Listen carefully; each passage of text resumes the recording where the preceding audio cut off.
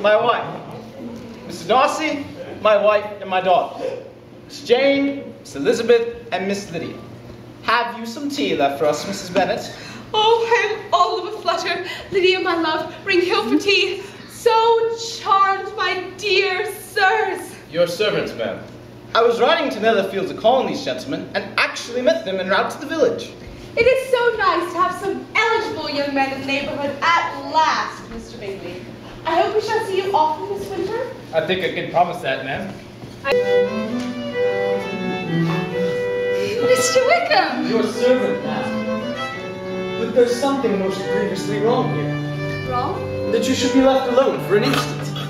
It is a reflection of the intelligence of every gentleman present that one so young and so surpassing fair should lack an escort. Ah, Mr. Wickham, you officers talk as beautifully as you look. After the rigors of camp life, we are doubly appreciative, Miss Bennet.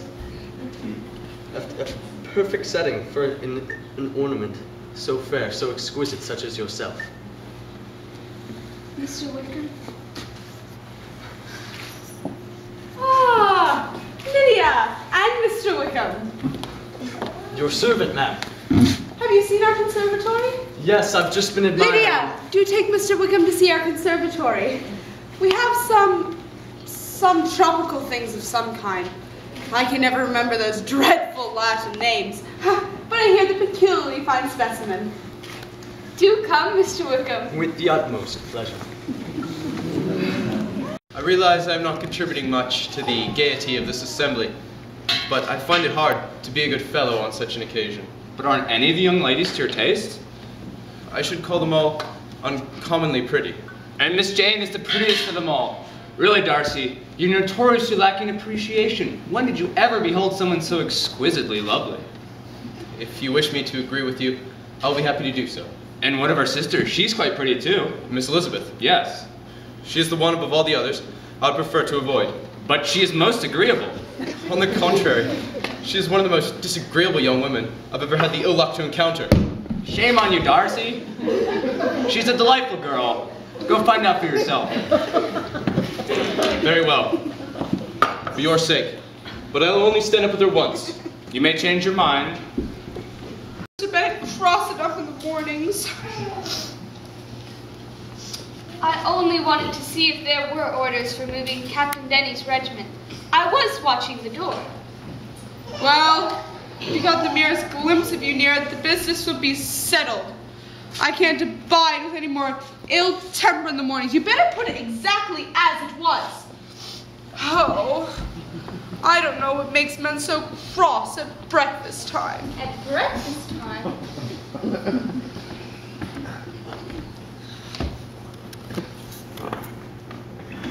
I do wish I knew where the regiment was to be stationed, Mamma. Lydia, you are worthy of something more secure than a penniless fellow in uniform. Oh, but think how their uniforms show off their dashing figures, Mamma. Upon my word, you must be quite the silliest creature in the country. I've suspected it for some time. Now I'm convinced. I am astonished, Mr. Bennet, that you should be so ready to think your own daughter silly. I'm sure if I thought that way about anybody's child, it would never be my own. My children are idiots. I hope I am intelligent enough to know it. You mustn't expect a girl to have more sense than her mother. I'm sure darling Lydia doesn't think any more of a man in uniform than I did at her age. I thought Mr. Wickham looked very becoming in his regimentals last week. Mamma, my Aunt Philip says that Colonel Foster and Mr. Wickham are quite often standing outside Clark's library at Meryton. Couldn't Lizzie, Jane, and I walk into town this afternoon? For goodness sake, go get something useful to do. Get to your studies and don't let me listen to any more of this foolishness. Jane, would you walk into town with me? I'd like to get a... Jane! I thought you were going to go see Mr. Bingley.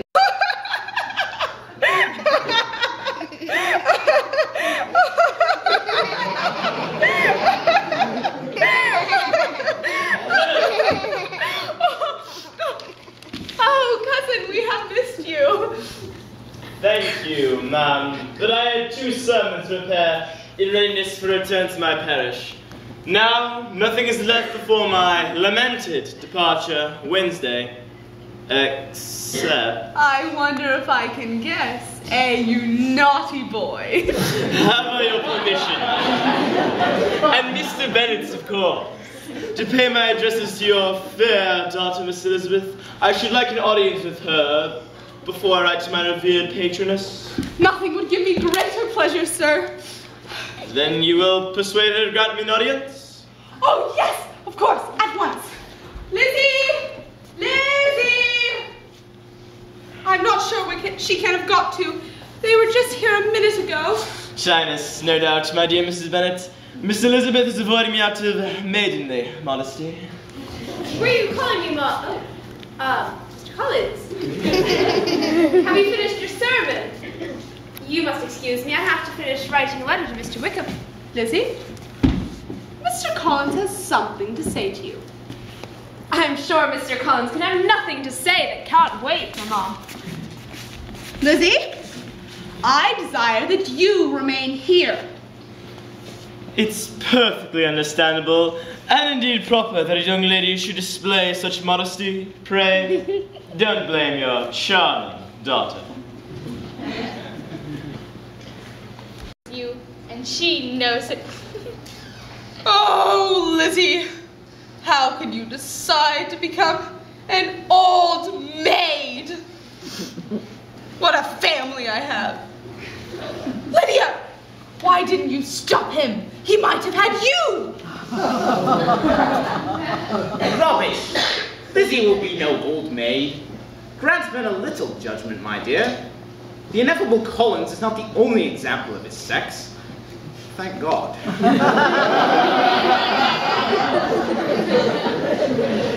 Oh, Jane, dear. Yes, Mamma? Did you want me? The matter is done.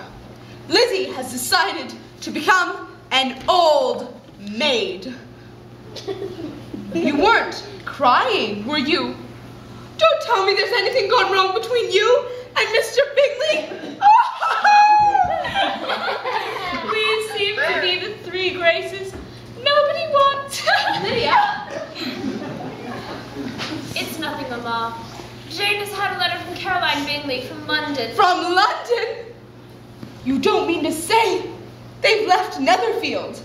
They've only gone up to see some of the playhouses, Mamma. I'm sure they'll be back. You refuse me. You might have noticed that fact long ago. I have never hidden it. I neither aspire to nor could I ever return your affection.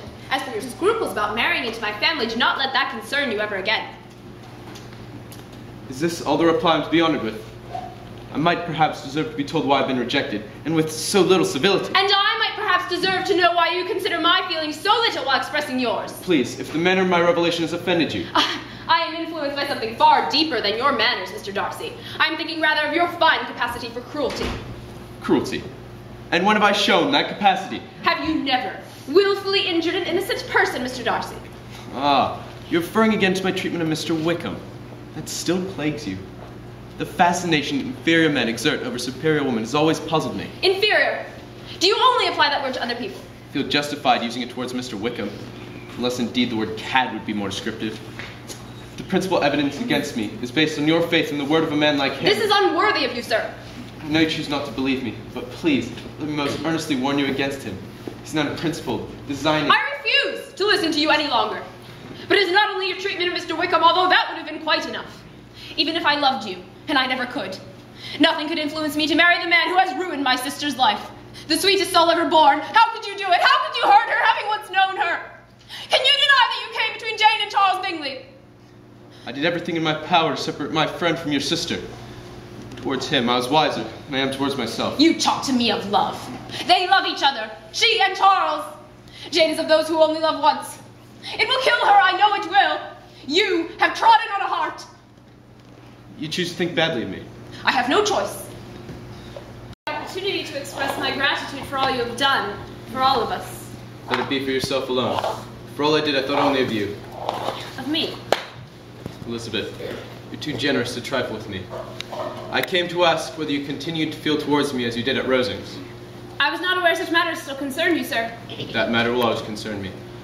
Can you ever forget my past arrogance? Surely in such a case, a good memory would be unpardonable. Elizabeth. I am so ashamed. If you had not been noble and just, you would have hated me. I was the stupid one, the foolishly proud one. No, dearest. Only the prejudiced one. When I think of the way you requited my incivility, my cruelty, I cannot bear your kindness. But if all those things you so exaggerate were done by your husband.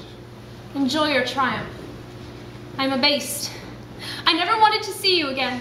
Surely you don't mean that. No. Dare I ask you again? Again? My father says, you are the sort of gentleman who will not dare refuse anything he condescended to ask. Oh, my cruel, my kind. Oh, my lovely Elizabeth.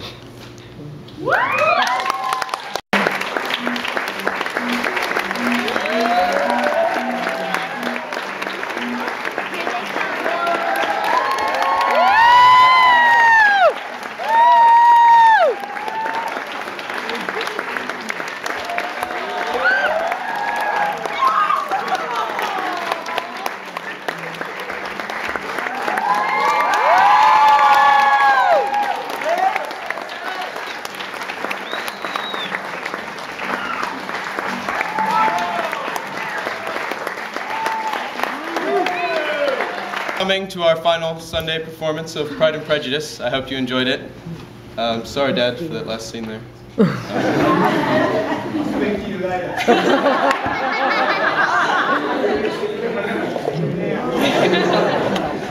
There are a few people we'd like to thank. First of all, I'd like to thank Mrs. Little. Can you please come up?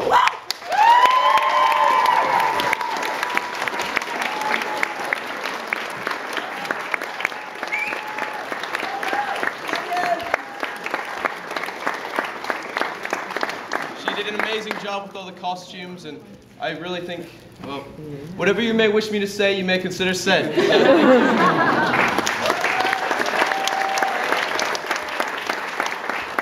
I'd like to especially thank Sloan Seelbach, who basically got all of our props and organized them and made sure everything made sense and was in the time period. So let's hear it for Sloan Seelbach.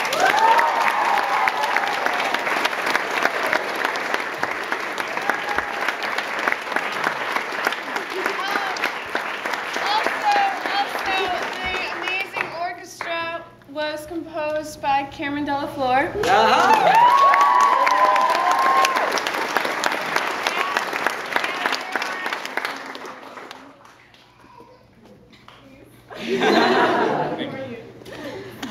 I'd also like to have Mr. Pelon and Mr. Little please come up here. They designed these amazing set.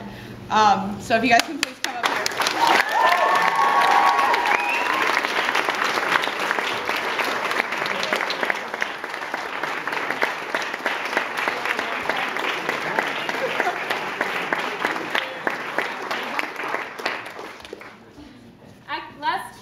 Least. We'd like to first thank Dr. Keats, who I don't think is here today, but he gave all of us amazing direction with our characters. He pulled us all aside and worked with us, and it was just absolutely amazing. It was really great, so let's give him a round of applause.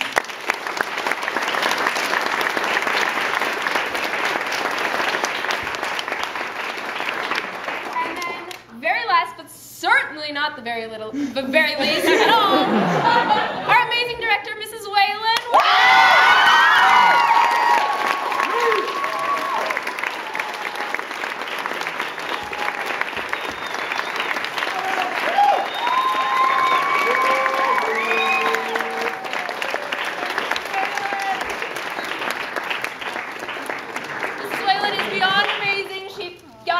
Together, she cast the show, she spent hours after us in school, you know, coaching us, dealing with all our nonsense, and it came together, and I hope you guys liked it. Wonderful. So.